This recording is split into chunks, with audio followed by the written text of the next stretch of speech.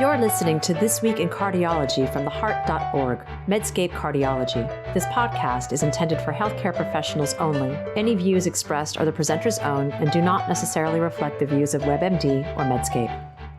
You can now access the latest in medical news on your Amazon Alexa-enabled device. Join me, Perry Wilson, every weekday morning for Medscape Medical Minute, where I highlight the top medical stories of the day.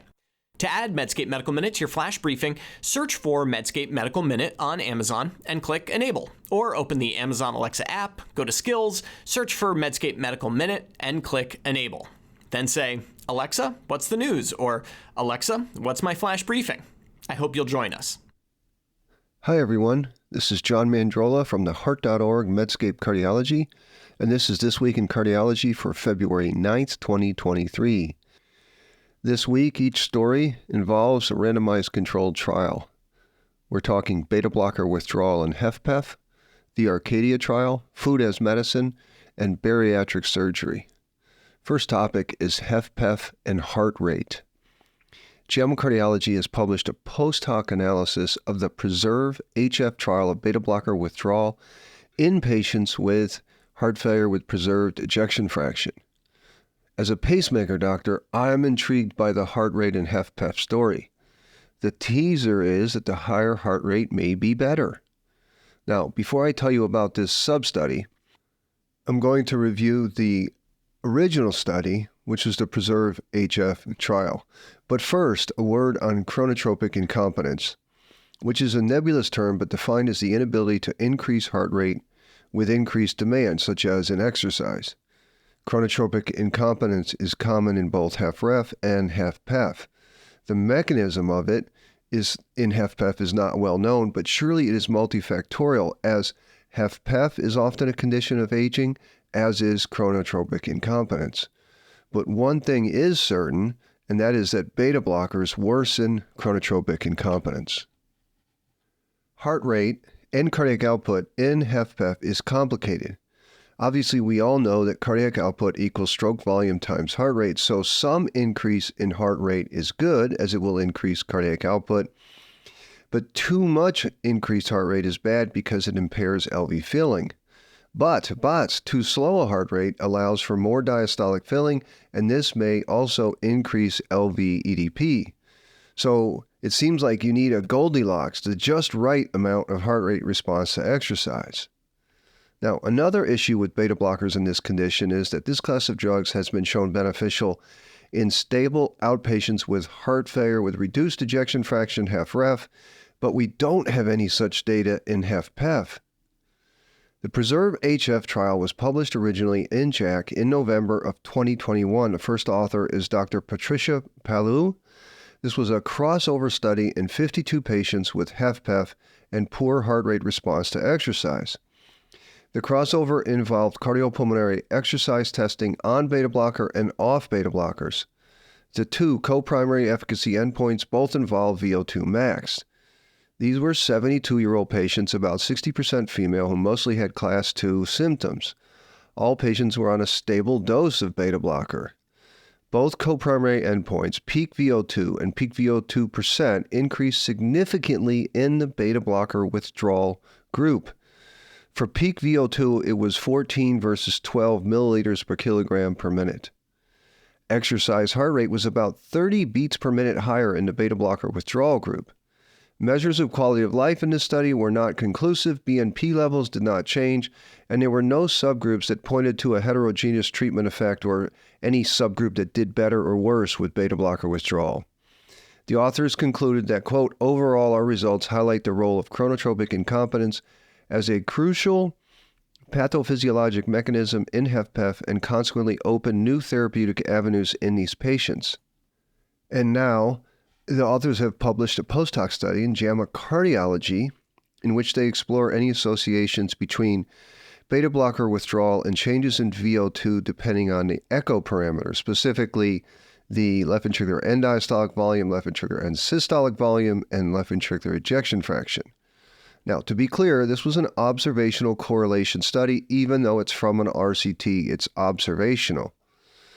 After stopping beta blocker treatment, the median increase in peak heart rate was 30 beats per minute, Beta blocker cessation was differentially associated with a change of percentage of peak VO2 across the continuum of end systolic volume, indicating a greater benefit in those with lower end systolic volumes.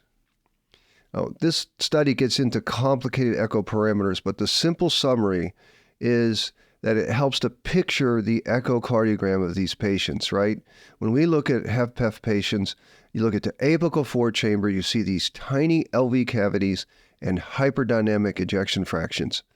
These were the patients who seemed to do best with beta blocker withdrawal.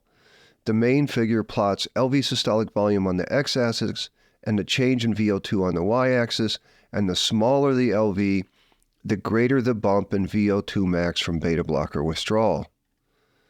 So my comments, these observations are super interesting.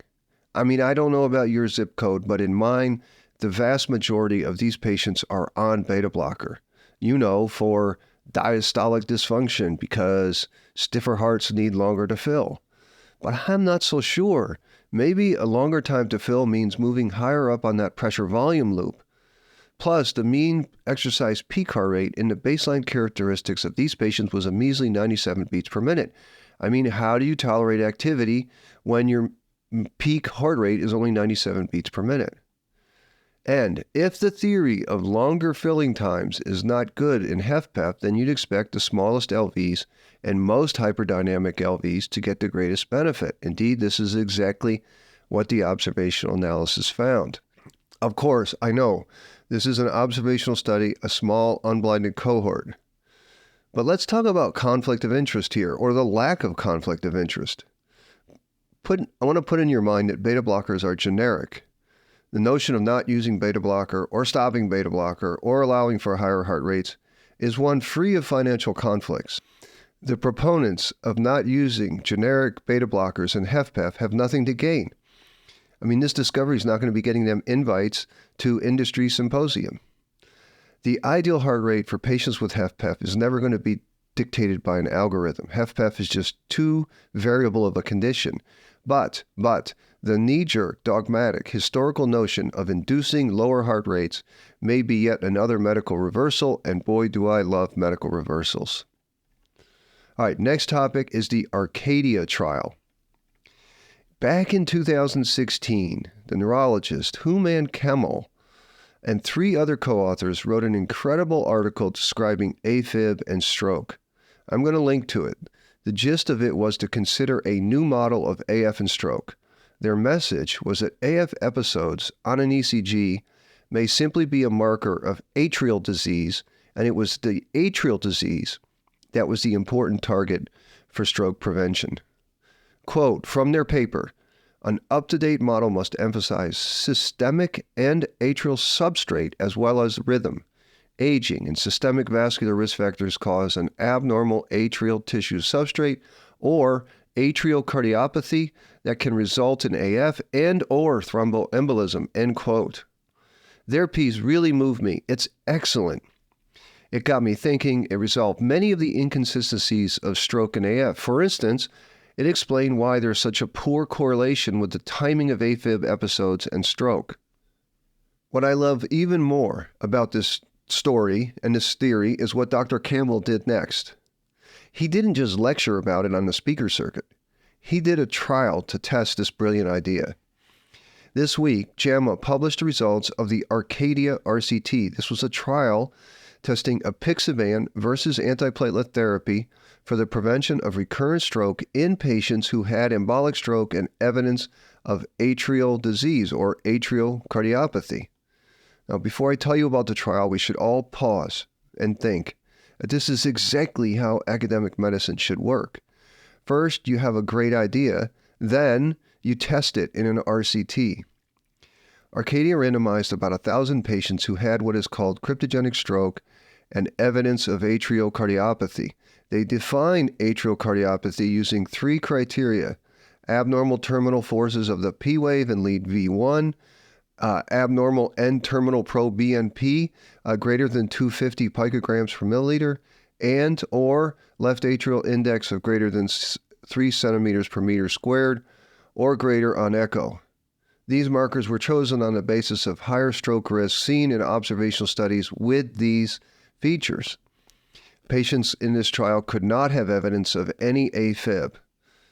Cryptogenic stroke was defined rigorously as well. Their criteria for cryptogenic stroke required CT or MRI to exclude lacunar infarcts, vascular imaging of the cervical and intracranial arteries to exclude large artery atherosclerosis, and transthoracic or TE, as well as a 12-lead ECG and 24 hours of continuous heart rhythm monitoring. All of this to exclude all other potential causes of stroke. The results: the primary efficacy endpoint was recurrent stroke of any type. There were two safety endpoints: symptomatic intracranial hemorrhage and all-cause death.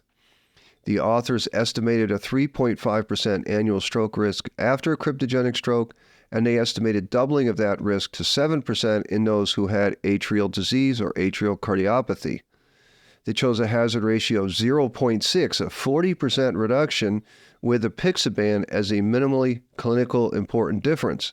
Now that seems like a lot to me, but they cited a substudy of AVERROES. AVERROES was apixaban versus aspirin in warfarin-ineligible patients, and in that substudy, apixaban reduced the risk of stroke over aspirin by 70% in patients who had had a prior stroke or TIA, like the patients in ARCADIA. However, the trial, ARCADIA, was terminated early for futility. At the planned first interim look after 75 primary outcome events, the hazard ratio was, get this, 1.00. Each group, apixaban and aspirin, had recurrent events in 40 patients. The p-value was 0.99. The confidence intervals were wide, though, from 0.64 to 1.55. AFib was diagnosed in 14.7% of patients at a median 30 weeks after randomization, but in a pre-specified sensitivity analysis, apixaban did not significantly reduce the rate of recurrent stroke when censoring follow-up at the time of atrial fibrillation diagnosis. They found no significant evidence of heterogeneity of treatment effect on the primary efficacy outcome.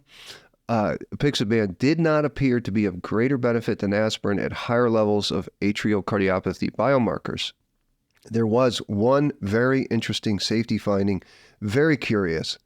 Intracranial hemorrhage occurred in 0 patients in the apixaban group, but in 7 patients in the aspirin group. Annualized rate was 1.1%. The authors don't provide us hazard ratios or p-values for that for some reason. Now, one of the listed limitations was that most patients met criteria for atrial cardiopathy by ECG or BNP markers, but not large left atrium, and in fact, most patients in this study did not have large left atriums by echo.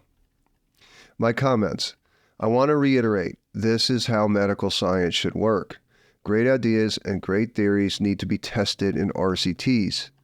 And here, even with an enriched population of patients with elevated risk of cardioembolic causes of recurrent stroke, those who had diseased left atria, DOACs did not make a difference over aspirin. These results are also consistent with 2 negative ESIS trials of rivaroxaban and dabigatran, the Navigate ESIS and Respect ESIS trials. The reason for non-significance in ARCADIA is far less important that the trial was actually done, but I think it's educational to think about potential reasons why DOACs failed. One is that the atrial disease in this trial was not significant enough. There's also this idea of atrial cardiomyopathy making rounds in electrophysiology, but my take on it is that it's super uncommon. Yes, I have seen left atriums in patients with super low voltage and pulmonary veins that look like they've already been isolated even though they haven't. Mostly these are women, but this condition is not very common. So maybe the criteria used in ARCADIA were not strict enough. The patient population was not enriched enough to gain from anticoagulation. But the thing about this theory is that stricter criteria would have made the trial less useful or translatable. I love the ECG, BNP, and echo criteria because every patient with stroke gets these basic tests. Now, another reason that DOAC might have failed is the competing risk of stroke. Some of these patients had vascular disease, some developed atrial fibrillation. Competing risk of the primary outcome are super important to think about. For instance, my friends who believe in percutaneous left atrial appendage closure seem to forget that stroke is a complex problem with many, many upstream causes, and closure of the appendage, even when done perfectly, stops only one potential cause of stroke. And finally, I really think we need to think about this 0 versus 7 intracranial hemorrhage events in the apixaban versus aspirin groups, respectively. Sure, this could be chance, and I have emailed Professor KAMEL as to why there are no confidence intervals or p-values for this primary safety outcome. But what if it is not a chance finding? There were 500 patients in each arm. All patients had enough disease to have had a cryptogenic stroke in the first place, and zero intracranial hemorrhages in nearly 2 years of follow-up in the apixaban arm, versus 7 in the aspirin arm. There is this notion out there that oral anticoagulation is more dangerous than aspirin, especially because of the risk of intracranial hemorrhage. But look, I think this belief approaches religion. I don't know where it comes from. The data from ARCADIA, and if you go back, AVERROES and the BAFTA trial, do not support the idea that oral anticoagulation is that much more dangerous than aspirin. I want to congratulate the authors of ARCADIA. It is a very important trial. And to my younger listeners, the global lesson here is that most things we do in medicine don't work, and we should be humble about all of our common sense ideas. All right, next topic is food as medicine. And speaking of great ideas not passing muster in RCTs, we now need to talk about the feel-good notion of using food as medicine in patients with diabetes and food insecurity. Here is the thinking. The American diet is terrible. Patients with food insecurity are especially vulnerable to high-calorie processed food, but even more vulnerable are patients with type 2 diabetes and hemoglobin A1C levels greater than 8. JAMA Internal Medicine published the RCT of this great idea. So great an idea that both NPR and The New Yorker covered the food as medicine idea in the years before this trial. The NPR story was especially instructive for medical learners. In celebratory prose, the author, Alison Aubrey, told the story of one man's success with the program. She writes, his hemoglobin A1C went from 11 to under 7. Then the quote, "They won't go blind, they won't have kidney disease or amputations," and the list goes on and on. Nary a cautious tone in that article is about testing things in RCTs before declaring success. And again, this is just like medical practice, right? Say when you see a patient on a therapy that you did and the patient did great, and these anecdotes can trick your brain into thinking that your intervention is beneficial overall. You know, like the doctors in the 1980s who were seeing successful suppression of PVCs with Enconide after MIs. They thought it was great to suppress those bad arrhythmias. The trial of the food as medicine took place in one rural and one urban site. The program provided healthy groceries for 10 meals per week for an entire household. Plus, there were dietitian consultations, nurse evaluations, health coaching, and diabetes education. The control arm were people put on a wait list who were given standard advice on diet. The primary outcome of this trial was hemoglobin A1C levels at 6 months. Secondary outcomes were biometric measures, healthcare utilization, and self-reported diet and healthy behaviors. The trialists screened more than 3,700 patients. 1,000 of these were deemed eligible and 500 were randomized, so right away, this was a highly selected population, and only 349 of the 500 had lab values at 6 months. Get this, both the treatment arm and control arm groups experienced a substantial decline in hemoglobin A1C levels at 6 months, resulting in a non-significant between-group adjusted difference. It was totally negative, absolutely no difference. Access to this program did increase healthcare use. Dietitian visits, for instance, were 2.7 versus 0.6, and more patients had prescriptions for metformin and GLP-1 agonist, and more patients in the active arm self-reported healthier diets. The authors made 3 important conclusions. One conclusion was that this program increased usage of healthcare, but made no difference in hemoglobin A1C. Their second conclusion is the main reason I mentioned this study, is that programs targeted to individuals with elevated biomarkers require a control arm to demonstrate effectiveness to account for improvements that occur without intervention, like that is just being in the trial. I think we should make posters of that second conclusion. That is something like this in capital letters. You always need a control arm to show something works or not. And the control arm has to be a proper control, not say a triluminate trial type control arm. Their third conclusion was that further research is needed to design food as medicine programs that improve health. So my comments, I'm going to write a written piece about this study. It's not directly related to cardiology, but it may be one of the most important trials of this year. I mean, come on, 10 healthy meals per week, nurse access, dietitian access, all this education, and no signal of benefit over a proper control arm. Now, speaking specifically about health, I'm not a public health expert, but I do spend a lot of time counseling individual patients on healthy living, and it's hard for Americans. We don't live in Denmark. You can't exactly walk or ride to work in most places in America. It's not safe with the cars. What's more, Americans have gotten used to processed food. It's hard to break the habit. Heck, it starts in schools. What they feed my grandkids is shocking to me. So I am not surprised that this well-meaning, lovely idea did not work in real life on average. I don't have the answer for better cardiometabolic health for American public, but this data shows it won't be simple NPR-friendly type programs. Yet the most important message of this trial is similar to ARCADIA. It is the power of the RCT to keep us humble. Great ideas must be tested. No matter how great you think an intervention is, it has to pass muster in an RCT. So I congratulate Dr. James Doyle, the primary investigator, and his colleagues for not resting on the praise from the New Yorker, NPR, and testing their great idea. Now, the final topic today is weight loss surgery, the Gateway trial. Now, the Gateway trial was published in JACC and is from researchers in Sao Paulo, Brazil, and they compared bariatric surgery versus medical therapy as therapy for high blood pressure. 100 patients with hypertension and an average BMI of 37 were randomized to have surgery plus meds or medical therapy alone. These were young patients, 44 years, mostly women, 72%, and the surgery was a Roux-en-Y gastric bypass. Their primary outcome was at least a 30% reduction in the total number of antihypertensive medicines while maintaining a blood pressure less than 140 over 90 millimeters of mercury. The results are as you would expect. Patients in the surgery arm had a substantial reduction in BMI compared to those who did not have surgery, 28 versus 36 kilograms per meter squared.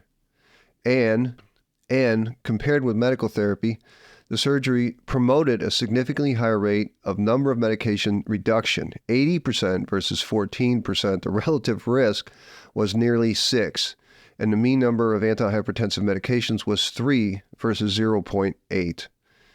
And the authors concluded that bariatric surgery represents an effective and durable strategy to control hypertension and related polypharmacy in subjects with obesity. Okay, my comments. I highlight this trial because I laud people who do trials. I love trials. But this is a good example of how trials do not always provide an answer. Trials have to be designed to provide an answer. Here, we have one group that gets a very invasive intervention, surgery, and the other group gets simple tablets. Now, think back to the renal denervation trials, hypertension trials. Before we did proper placebo controls in renal denervation, now I hesitantly use the word sham controls, we thought renal denervation was amazing. Well, the placebo or sham-controlled renal denervation trials have shown that the effects are quite modest and over the short term. So the only way to prove what the Brazilian authors sought to prove here would have been to have a sham control arm. So I am surprised that JACC editors let this study manuscript pass. The other issue, and this is no fault of the authors because at the time the trial began, GLP-1 agonists had yet to be discovered, is that all future bariatric surgery trials must be A, sham-controlled, and B, compared to GLP-1 agonists. GLP-1 agonist drugs clearly induce significant weight loss. Their role in the treatment of obesity is yet to be defined, but clearly the control arm of all future surgery trials must be with this class of drugs. And it's just like the DOAC trials, right? The DOAC trials did not pit a DOAC versus placebo or aspirin because we had already learned that warfarin was superior to placebo or aspirin. So that's it for this week in cardiology. As always, I'm grateful that you listen. Thank you. And remember, my friends, if you like this podcast, take the time to give us a rating on whatever podcast app you use. Write us a brief review. If you disagree with something that I said, please send me a message. I always learn from the comments. Until next week, this is John Mandrola from the Heart.org Medscape Cardiology. You're listening to This Week in Cardiology from the Heart.org, Medscape Cardiology. This podcast is intended for healthcare professionals only. Any views expressed are the presenter's own and do not necessarily reflect the views of WebMD or Medscape.